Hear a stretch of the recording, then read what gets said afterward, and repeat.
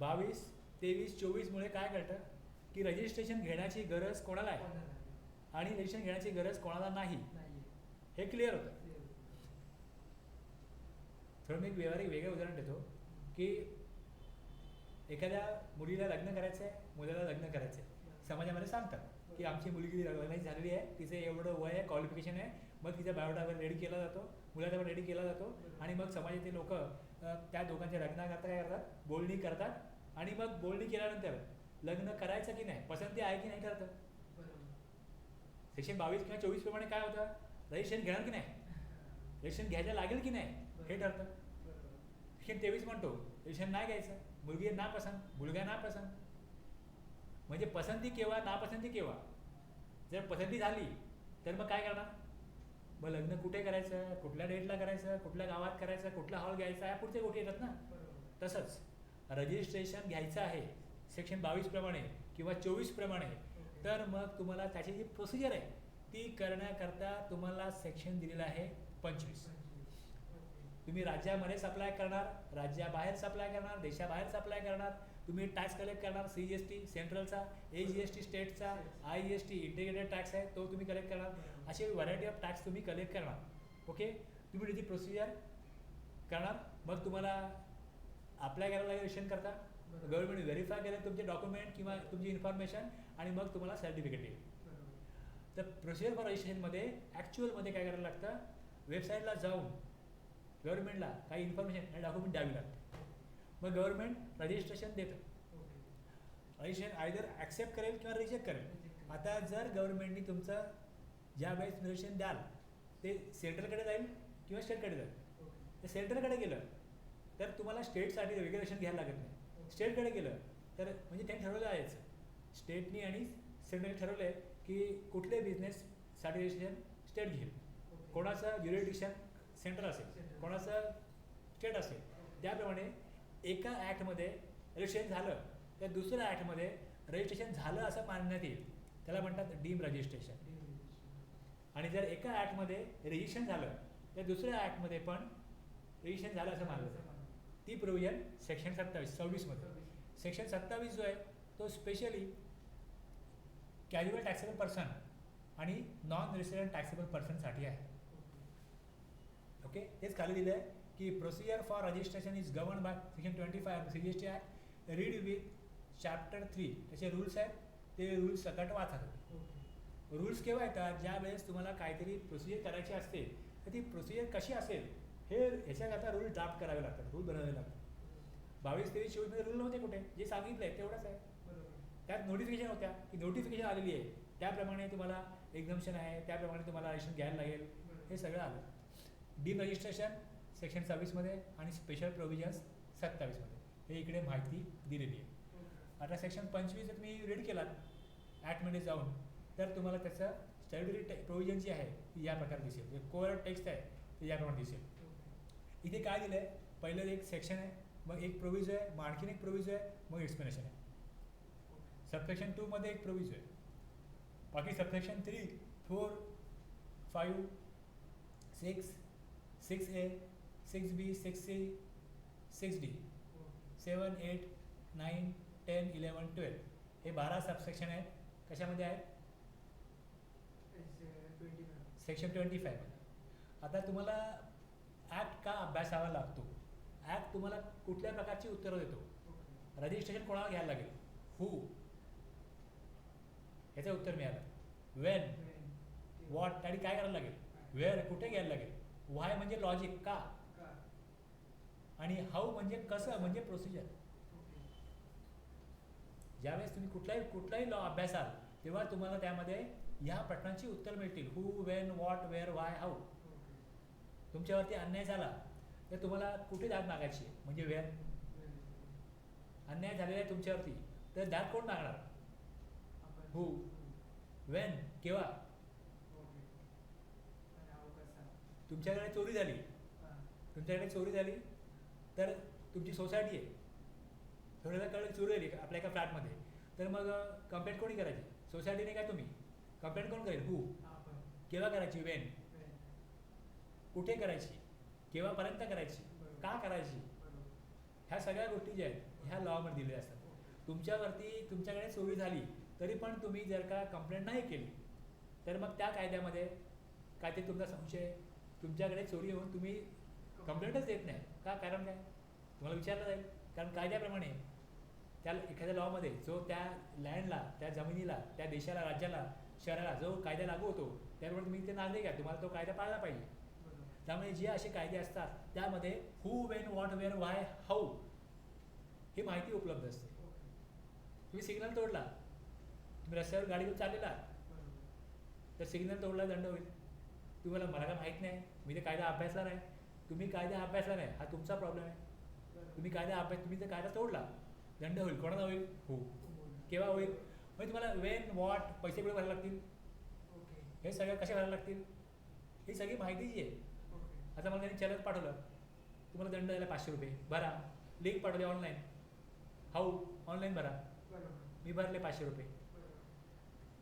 हे सगळं कायद्यामध्ये दिलेलं असतं. फोटो काढला, लायसन्स दाखवा, म्हटलं पावसामध्ये भिजला म्हणून लायसन्स नाही का, नाही मी सुकट ठेवलं आहे, म्हणाला दंड तुम्हाला 500 रुपये. मोबाईल नंबर सांगा, मोबाईल नंबर दिला. 10 मिनिटात मला त्यांनी काय केलं, मेसेज पाठवला की तुम्हाला 500 रुपये दंड आहे, तुम्ही हेल्मेट पण लावलं नव्हतं, लायसन्स पण नव्हतं, 500 रुपये दंड आहे, तुम्ही जमा करावा, ही लिंक दिलेली आहे. अशा प्रकारे मग ते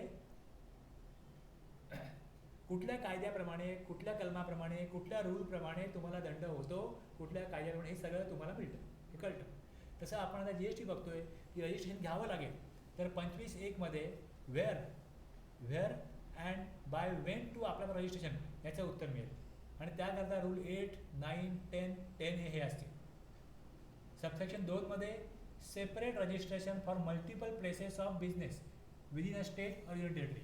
जर तुमचं एक फुटवेअरचं दुकान आहे, दुसरं इलेक्ट्रॉनिक आयटमचं दुकान आहे, मोबाईल, TV, वॉशिंग मशीन वगैरे, तुम्हाला या 2 सेपरेट बिझनेससाठी 2 सेपरेट रजिस्ट्रेशन पाहिजे असतील तर ती मिळू शकतात सेक्शन 25 सबसेक्शन 2 प्रमाणे. तुम्हाला सेक्शन 22 किंवा 24 प्रमाणे रजिस्ट्रेशन घेण्याची गरज नाही, पण तुमची इच्छा आहे की मला रजिस्ट्रेशन घेतल्याशिवाय माझा बिझनेस मिळणार नाही, मला काम मिळणार नाही, मला रजिस्ट्रेशन घ्यायचं आहे द्या, तर मग स्वइच्छेने 25(3) मध्ये रजिस्ट्रेशन मिळतं. व्हॉलंटरी रजिस्ट्रेशन, स्वइच्छेने घेतलं रजिस्ट्रेशन. ओके. जेव्हा 2 रजिस्ट्रेशन घेतले जातात, जेव्हा एखाद्या व्यक्ती 2 बिझनेस असतात तेव्हा त्याला डिस्टिंक्ट पर्सन म्हणतात. की तुमचा एक बिझनेस आहे आणि दुसरा बिझनेस आहे, हे दोन्ही वेगवेगळे असतील. तुम्हाला माझाच बिझनेस आहे, एकच आहे, एक नाही, 2 वेगळे मानले जातील. तर मग त्याविषयी प्रोव्हिजन 25(4) आणि 25(5) मध्ये. यास मी ओव्हरव्ह्यू घेतोय, नंतर मी एक्सप्लेन करणार आहे. डॉक्युमेंट कुठले लागतील रजिस्ट्रेशन करता, तर पॅन लागेल, पॅन असणं गरजेचं आहे. त्यानंतर आधार व्हेरिफिकेशन होईल. मग आधार व्हेरिफिकेशनसाठी मी 25(6A to 6D) हा ड्राफ्ट केला. 6D मध्ये काही लोक आहेत एक्झाम क्लास, त्यांना आधार कार्ड लागणार नाही, बाकीच्यांना आधार लागेल. त्यांची लिस्ट जी आहे ती 25(6A, 6B, 6C मध्ये. NRTP required other document for registration, हे 25(7) मध्ये काय आहे, NRTPचं रजिस्ट्रेशन करण्याकरता सेक्शन आहे, त्यामध्ये रूल 13 लागतो. त्याला रूल 13 लागतो. 25(8) मध्ये जर एखाद्या पर्सननी सेक्शन 22 प्रमाणे किंवा 24 प्रमाणे त्याला रजिस्ट्रेशन घेण्याची गरज असून पण रजिस्ट्रेशनसाठी अप्लाय केलं नाही, तर मग डिपार्टमेंटचे अधिकारी, सरकारचे अधिकारी, गव्हर्नमेंटचे जे अधिकारी असतात त्यांना अधिकार आहे सेक्शन 25 सबसेक्शन 8 प्रमाणे, रूल 16 प्रमाणे suo motu registration by the proper officer.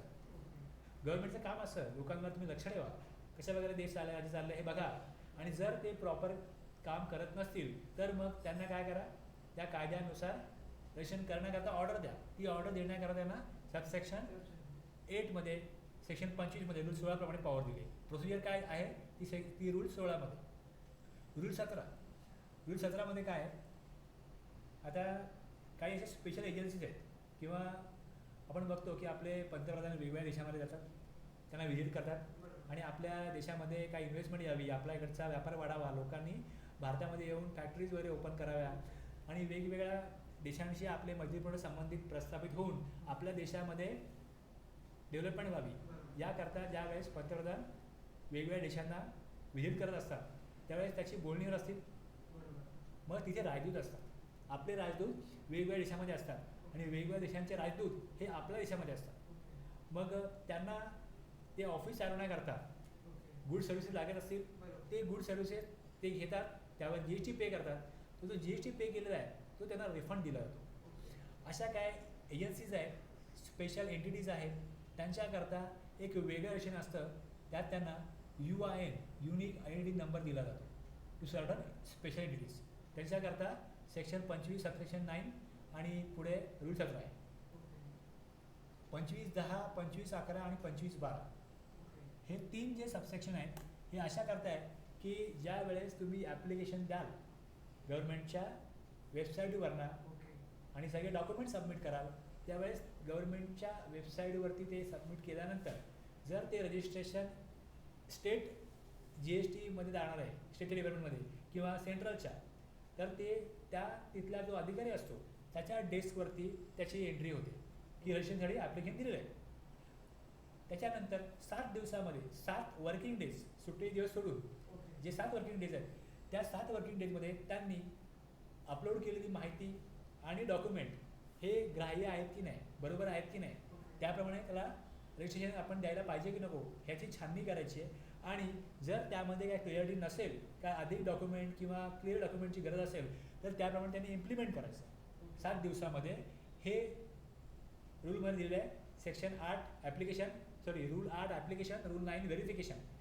व्हेरिफिकेशनच्या दरम्यान जर त्याला कुठे डॉक्युमेंटमध्ये कमतरता आढळून आली किंवा डॉक्युमेंट ॲज पर रिक्वायरमेंट नाही हे कळलं तर तो डॉक्युमेंट मागवतो.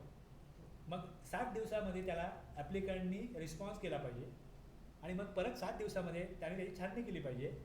आणि जर ओके असतील डॉक्युमेंट तर रजिस्ट्रेशन सर्टिफिकेट दिलं पाहिजे, सर्टिफिकेट ग्रांट केलं पाहिजे.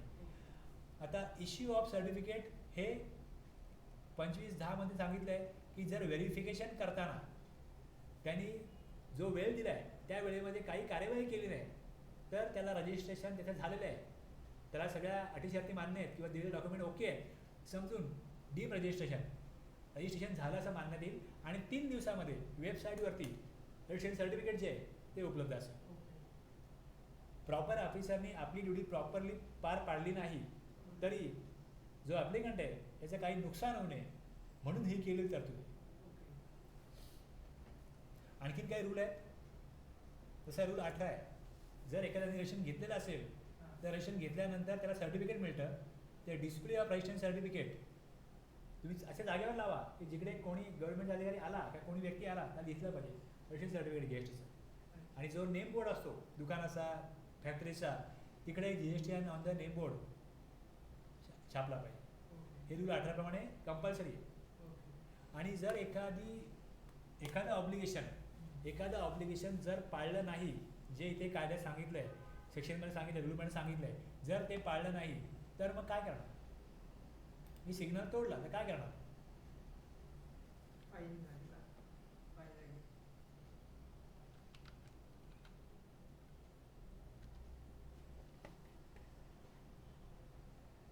त्याच्याकरता आपण तरतूद असली पाहिजे ना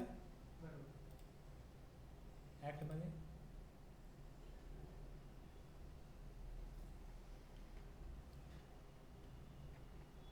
सेक्शन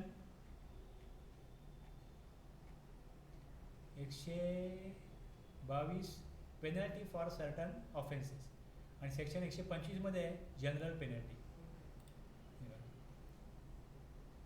हे वेगवेगळे जे ऑब्लिगेशन दिलेले आहेत वेगवेगळ्या सेक्शनमध्ये किंवा रूलमध्ये पेनल्टी फॉर सर्टन ऑफेन्सेस जर त्यांनी ते ऑब्लिगेशन्स फॉलो नाही केले तर मग हे एवढे सबसेक्शन आहे. Penalty of 10,000 rupees or an amount equivalent to the tax evaded or the tax not deducted under section 51 or short deducted or deducted but not paid to the government or tax not collected or short collected or collected but not paid to government किंवा input tax credit avail केलं or pass on achieved irregularly whichever is higher. Penalty जी आहे ती 10,000 असेल और the amount equivalent to the tax evaded. आता याचा अर्थ काय होतो, मी बोर्डवरती नाव गेलो नाही तर पेनल्टी जर वरती दिली असेल तर CGSTमध्ये 10,000 आहे, AGSTमध्ये 10,000 आहे. आणि जर एखादी पेनल्टी कुठे दिलेली नसेल, any person who contravenes any of the provision of this act, उल्लंघन करतो कायद्याचं यातल्या कुठल्याही तरतुदीचं or any rule made thereunder for which no penalty is separately provided, कुठेही penalty separately दिलेली नसेल तर shall be liable to a penalty which may extend to 25,000 rupees. ती 25,000पर्यंत जाऊ शकते, त्याच्याहून जास्त नाही. 25,000 GST, 25,000 AGST. ओके. 122 आणि 125 हे कसा करतायत, जर का कायद्याचं उल्लंघन केलं तर त्याला पेनल्टी लावण्याचा अधिकार या कायद्यामध्ये सेक्शन 122 मध्ये त्यांनी स्पेसिफाय केलं की हे तोडलंय का, हा रूल पाळला नाही, सेक्शन पाळलं नाही, रिटर्न फाईल केलं नाही, असे वेगवेगळे लिस्ट केले. आणि जर कुठे लिस्ट करायला काय राहिलं असेल सेक्शन 125 प्रमाणे मॅक्झिमम पेनल्टी 25,000 लावली जाऊ शकते. अशा प्रकारे काय रूल आहे, 12, 14, 15, 18, 25, 26.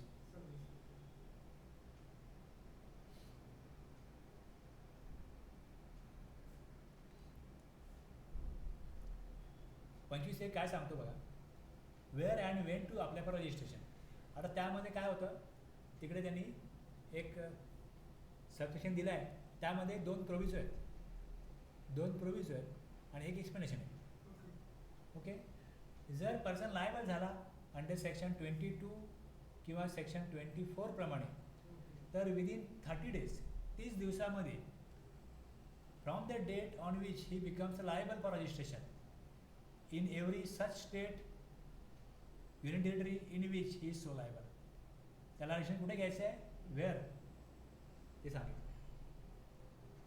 जर CTP असेल किंवा NRTP असेल तर त्यांनी 5 दिवसाच्या अगोदर बिझनेस सुरू करण्याच्या अगोदर रजिस्ट्रेशन घेतलं पाहिजे. त्या स्टेटमध्ये किंवा युनियन टेरिटरीमध्ये जिकडे तो काही टेम्पररी काही लिमिटेड कालावधीकरता बिझनेस करणार आहे तिकडे त्यांनी 5 दिवस अगोदर रजिस्ट्रेशन घेतलं पाहिजे. Person having unit in SEZ special economic झोनमधला एक्सपोर्ट होतो. जर मुंबईमध्ये तुमचा बिझनेस आहे आणि तुम्ही सेजमध्ये पण एक वेगळा बिझनेस चालू केला तर सेजमधल्या बिझनेससाठी shall have to apply for separate registration as a distinct from his place of business located outside the SEZ in same state. तुम्हाला माझा हा बिझनेस महाराष्ट्रामध्ये आणि सेज पण महाराष्ट्रामध्येच आहे, पण सेजसाठी काही वेगळ्या फॅसिलिटी असतात त्यामुळे तो नंबर वेगळा असला पाहिजे असं गव्हर्नमेंटला वाटतं. म्हणून गव्हर्नमेंटनी सेजसाठी सेपरेट रजिस्ट्रेशन करायला सांगितलं. आता जर काही व्यक्ती पाण्यातनं बोटी येतात, ओके, माल येतो, लोक एन्जॉय करायला जातात बोटीमध्ये वगैरे, तर पाण्यामध्ये सप्लाय केला असेल every person who makes a supply from the territorial waters of India. जो पाण्याने भरलेला प्रदेश आहे तिकडे जर कोण सप्लाय करत असेल म्हणजे भारताची एक सीमा आहे त्याच्यापुढे पाणी आहे, तिकडे पाण्यामध्ये काय असतं, वेगवेगळ्या लोक लग्न पण करतात त्या बोटीमध्ये, हनीमून पण करतात बोटीमध्ये, किंवा एखादा इव्हेंट आहे तोही करतात, 31 डिसेंबर आहे पार्टी आहे ती पण करतात. तर अशा प्रकारचं जर का कोण पाण्यामध्ये सप्लाय करत असेल तर within 30 days from the date on which he becomes liable for registration. आता पाण्यामध्ये अशी बाउंड्री आखता येत नाही की इकडे महाराष्ट्र संपला इथे गोवा चालू झाला, तर जे पाणी आहे तिकडे जे स्टेट किंवा युनियन टेरिटरी त्यांचा जो जमिनीचा भाग जवळ आहे तिकडे तुम्ही काय करा, त्या स्टेटमध्ये रजिस्ट्रेशन करा. प्रत्येक पर्सन रजिस्ट्रेशन करायला लागेल. तर सेक्शन 22 किंवा 24 प्रमाणे काय होईल, लायबल होईल. जर तो CTP किंवा NRTP असेल तर रजिस्ट्रेशन त्यांनी 5 दिवस अगोदर घ्यावं, अदरवाईज लायबल झाल्यापासून 30 दिवसामध्ये त्यांनी रजिस्ट्रेशन घेण्यासाठी ॲप्लिकेशन देणं बरोबर गरजेचं आहे. सेजसाठी रजिस्ट्रेशन सेपरेट आहे आणि जर टेरिटोरियल वॉटरमध्ये सप्लाय करत असेल तर नियरेस्ट जे राज्य किंवा युनियन टेरिटरी आहे त्यांनी तिथे रजिस्ट्रेशन घ्यायला पाहिजे. याचे 3 एक्झाम्पल खाली दिलेले आहेत. Arrow Ingrave Limited is engaged in taxable supply of services in Goa. The aggregate turnover of Arrow Ingrave Limited exceed ₹20 lakh on 11 October. आता 11 ऑक्टोबरला काय झालं त्याचं, जे लिमिट आहे थ्रेशोल्ड लिमिट ते एक्सीड झालं.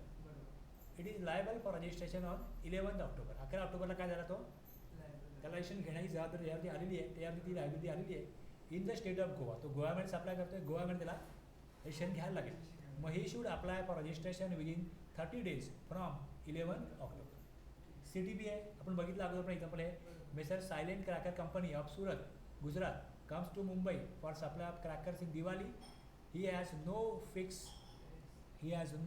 place of business in Mumbai. His turnover is only rupees 2 lakhs. Still, he has to obtain registration in Maharashtra as casual taxable person, irrespective of his turnover, at least 5 days prior to the commencement of business. Same NRTP असेल, त्याला पण असंच 5 दिवस अगोदर commencement of business registration घ्यायला लागेल. आपण जे बुशचं बघितलं, mister Bush resident in USA occasionally comes to India and gives advice on technical matters to Reliance Industries Limited as furtherance of his business and profession. तर मिस्टर बुशला NRTP म्हणून registration घ्यायला लागेल. आता रजिस्ट्रेशन घेण्याकरता रूल 8मध्ये ॲप्लिकेशन द्यावं लागतं. त्या rule 8मध्ये सबरूल 1 आहे. सबरूल 1मध्ये काय करायला पाहिजे मी मला दाखवतो बघा. इकडे तुम्ही वेबसाईटला जा, तुम्ही हे करू शकता का, तुम्ही हे ह्याच्यामध्ये पार्ट ए आणि पार्ट बी आहे. तुम्ही हे करू शकता. इकडे तुम्ही द्याल की सर्व्हिसेस रजिस्ट्रेशन, न्यू रजिस्ट्रेशन. तुम्ही कोण आहात, tax payer, tax deductor, tax collector, जे आपण बघितले तिकडे. आता non resident taxable person, united nation body, consulate म्हणजे राजदूत और embassy of foreign country, other notified person आणि non resident online service provider.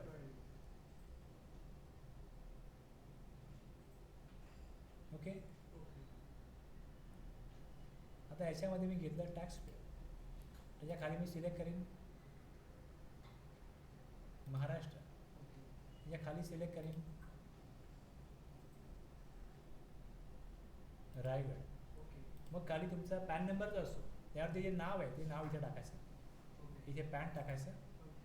Email, तुमच्या ईमेलवरती OTP येईल, OTP will send to this email address, आणि मोबाईल नंबर पण टाकायचा आणि हा कॅप्चा टाकायचा. हे टाकलं तर तुमच्या मोबाईलवरती आणि तुमचं पॅन व्हेरीफाय होईल CBDTच्या वेबसाईटला. सेंट्रल बोर्ड ऑफ डायरेक्ट टॅक्सेसची वेबसाईट आहे, ज्यांनी पॅन इश्यू केलेला असतो त्यांच्या डेटाबेसमध्ये तुमचा पॅन नंबर आहे का, तुम्ही दिलेलं लिगल नेम त्याला मॅच करतं आहे का हे चेक होईल. ते व्हॅलिड असेल तर पुढे जाऊन तुम्हाला पुढची स्टेप करता येईल.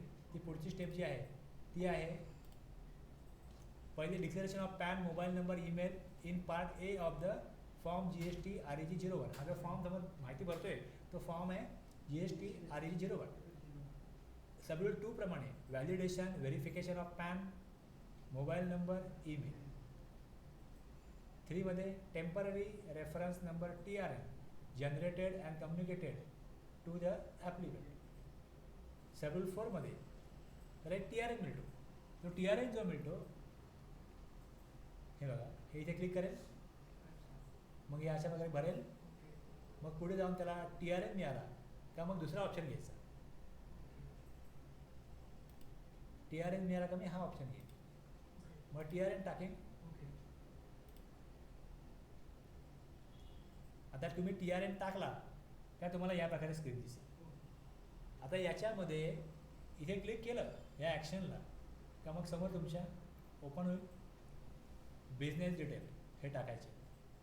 प्रमोटर, पार्टनर, तुमचे इंडिव्हिज्युअल बिझनेस आहे, तुमचं नाव येईल फक्त. ऑथोराईज सिग्नेटरी कोण आहे, जर कंपनी वगैरे असते तर अकाउंटंट असतो ऑथोराईज, मग त्याला ते ऑथोराईज म्हणून घोषित करू शकतात. अदरवाईज जो प्रोपायटर आहे तोच ऑथोराईज पर्सन आहे, त्याच्यात नाव येईल. Authorise representative, principal place of business, additional places of business, goods आणि सर्व्हिसेस तुम्ही कुठलं देता त्याचे HSN कोड टाकायचे असतात. 5 गुड्सचे 5 सर्व्हिसेसचे. स्टेट स्पेसिफिक इन्फॉर्मेशन, तुमचा PT नंबर आहे का, अजून कुठला नंबर आहे का स्टेटमध्ये ते टाकायची माहिती. आधार ऑथेंटिकेशन होतं, व्हेरिफिकेशन होतं, आणि मग तुम्हाला तुमचं जे ॲप्लिकेशन आहे हे सबमिट होतं. हे ॲप्लिकेशनची ही प्रोसेस आहे. मग इथे सबमिट विथ DSC आहे, सबमिट विथ ई सिग्नेचर आहे, सबमिट विथ EVC आहे. सबमिट विथ EVC दिलं तर तुम्हाला OTP मोबाईलला येईल आणि ईमेलला येईल. तो OTP टाकला तर तुमचं ॲप्लिकेशन जे आहे ते सबमिट होईल.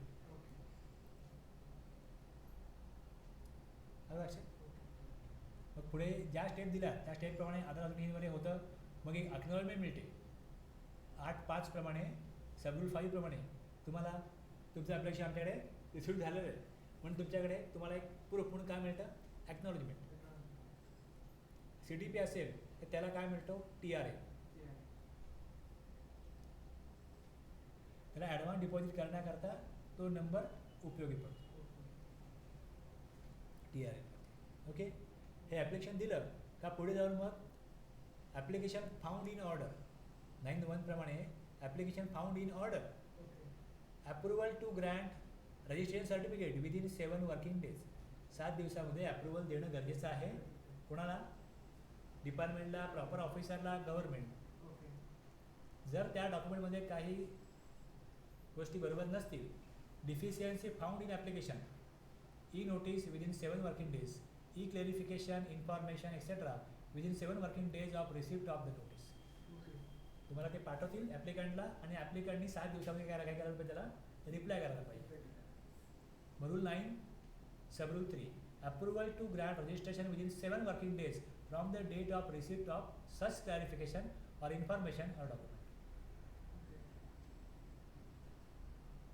ग्रांट करा, अदरवाइज रिजेक्ट करा. Rejection of application if no reply is received within 7 working days. 7 दिवसामध्ये ॲप्लिकेंटनी जर का रिप्लाय नाही केला मग रिजेक्ट होईल.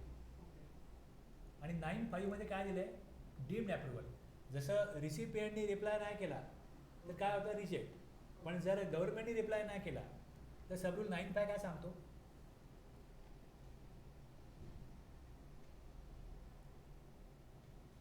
Deemed approval if the proper officer fails to take any action. Okay, the application for grant of registration shall be deemed to have been approved. त्यांनी accept केलं आहे ॲप्लिकेशन, आता रजिस्ट्रेशन झालेलं आहे असं मानलं जाईल.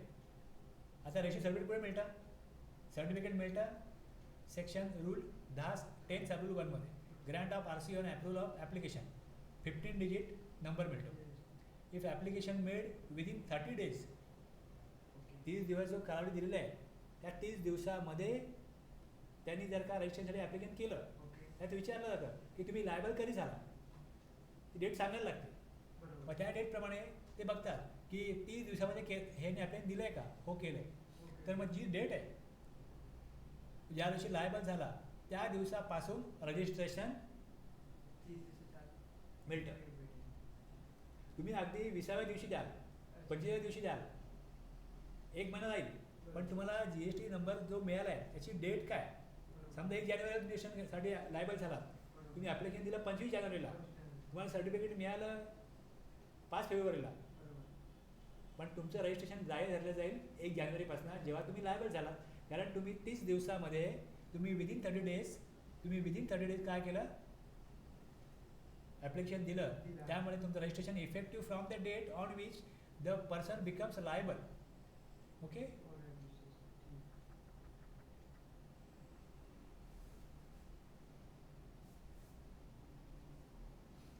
If application not made within 30 days, आता 30 दिवसात त्यांनी नाही केलं, 1 जानेवारीला लायबल झाला, त्यांनी केलं 5 फेब्रुवारीला, म्हणजे 30 दिवस उलटून गेले. Registration effective from the date of grant of registration, सगळे छाननी होईल डॉक्युमेंटची. ज्या दिवशी सर्टिफिकेट दिलं जाईल त्या डेटपासून काय होईल, ते रजिस्ट्रेशन डेट मिळेल की ह्या डेटपासून हा रजिस्टर झालेला आहे. RC to be digitally sign, त्यावर सर्टिफिकेटवरती जी साईन असेल ती डिजिटल साईन असेल. आणि इथे जो कालावधी दिलेला आहे की 9.2 मध्ये period within a period of 7 working days from the date of receipt of the application information or document furnished by the application under rule 9.2, the application for grant of registration which shall be deemed म्हटलं जाईल की त्यांनी गव्हर्नमेंटनी response नाही दिला आणि वेळ निघून गेली तर त्याला रजिस्ट्रेशन झाल्याचं मानलं जाईल. आणि मग त्याला 3 दिवसामध्ये Grant of RC registration certificate 3 दिवसामध्ये द्यावं लागेल गव्हर्नमेंटला. ओके, डिटेलमध्ये माहिती सगळी लिहिलेली आहे इकडे. 10.1 काय करतो, आता 10.1मध्ये जो GST नंबर मिळतो ते सर्टिफिकेट आहे, ते फॉर्म GST REG 06 आहे. ओके, त्यामध्ये महाराष्ट्राला स्टेट कोड 27 आहे, हा स्टेट कोड असतो 2 डिजिट. मग पॅन नंबर असतो. इथे number of registration within state, या स्टेटमधलं रजिस्ट्रेशन 5वं आहे. पुढे डिफॉल्ट डिजिट झेड असतो आणि check code to detect errors 8. त्यांच्या इंटरनल प्रोग्रामिंग करता त्याने एक नंबर दिला आहे, चेकसम डिजिट. त्याला म्हणतात checksum character. 1 checksum character, 2 characters for the entity code, 10 characters of pan आणि 2 characters of the state code. असे 15 डिजिट काय असतो, GSTचा नंबर असतो. वरती मी जे बोललो ते सगळं 10-2, 10-3, 10-4, 10-5 दिलेलं आहे. रजिस्ट्रेशन झाल्यानंतर बँकेची जी इन्फॉर्मेशन आहे, बँकेची इन्फॉर्मेशन 45 दिवसामध्ये द्यायला पाहिजे. जर रजिस्ट्रेशन तुम्ही क्वार्टरली घेतलं असेल, due date of first GSTR 3B which every is earlier, 45 दिवस अगोदर येत आहेत का GSTR 3B अगोदर येतो. जर तुम्ही रिटर्न मंथली जाणार असाल 3B भरण्यापूर्वी रजिस्ट्रेशन घ्यायला पाहिजे, किंवा मॅक्झिमम 45 दिवस.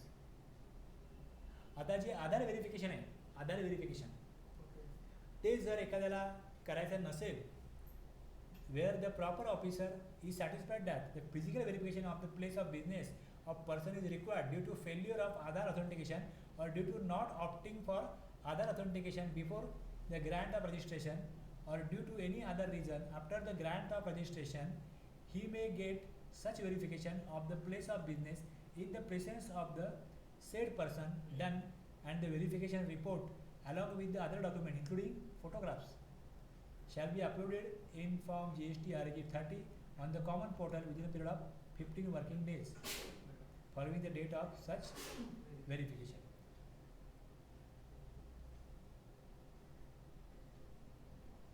जर आधार व्हेरिफिकेशन नाही होत तर त्यांनी फिजिकली जाऊन व्हेरिफिकेशन करायला पाहिजे. Before the Grant of registration, registration certificate देण्यापूर्वी 30 दिवसामध्ये जाऊन त्यांनी फिजिकल व्हेरिफिकेशन करायला पाहिजे. त्याकरता रूल कुठला आहे, 25. जर आधार ऑथेंटिकेशन केलं तर मॅक्झिमम 7 वर्किंग डेज आहे.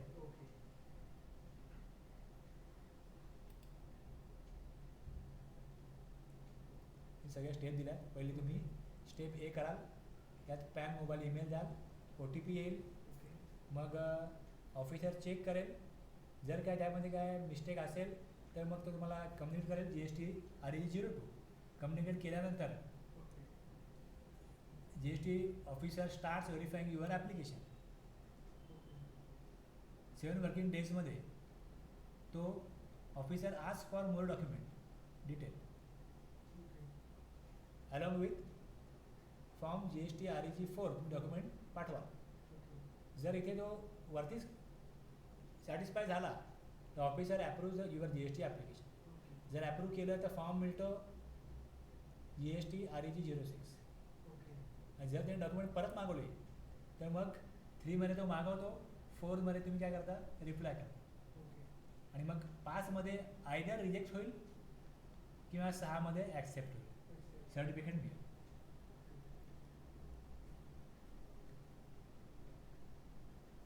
सर्टिफिकेट आहे फॉर्म GST RAG 06. जे पॅनवर नाव असतं ते येतं लिगल नेम, तुमच्या बिझनेसचा ट्रेड नेम काय तुम्ही इथे टाकता.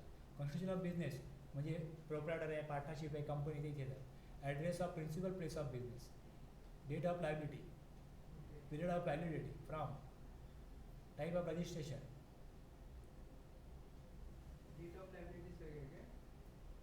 Application only in case of non resident taxable person और कॅज्युअल टॅक्सेबल पर्सन याच्या करता येतं. त्यांचा कुठला पिरियड आहे, 90 दिवसामध्ये त्यांना 20 दिवस पाहिजे, 40 दिवस पाहिजे, मग कुठल्या कालावधीकरता त्यांना किती लायबिलिटी आहे, कारण ते त्यांना 5 दिवस अगोदर हे ॲप्लिकेशन द्यायला लागतं आणि ॲडव्हान्समध्ये टॅक्स भरायला लागतो त्यांच्याकरता. मग हे सेंटरचं आहे का स्टेटचं आहे, त्याप्रमाणे मग name, resignation office, date of issue certificate. खाली नोट दिले, registration certificate is required to be prominently displayed at all places of business in the state. Okay. Section 25(1) प्रमाणे, सेक्शन 25(1) प्रमाणे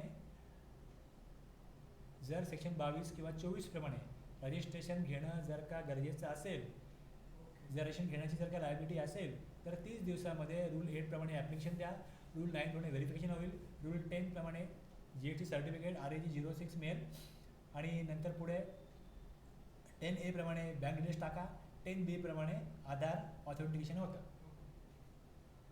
हे 5 रूल ॲप्लिकेबल होतात सबसेक्शन 1ला, सेक्शन 25ला. ओके. आता जे subsection 2 subsection 12 आहेत हे मी नेक्स्ट क्लासला घेईन. 2, 3, 4, 5, 6 पुढे 6A, 6B, 6C, 6D.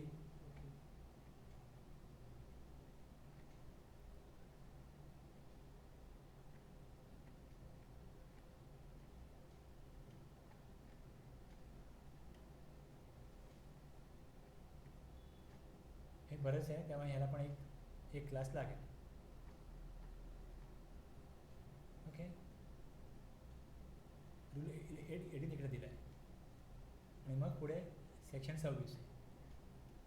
मी थांबतो इकडे. ओके. आपण सेक्शन 25 सबसेक्शन 2 ते सेक्शन 25 सबसेक्शन 12 हे नेक्स्ट क्लासला बघू.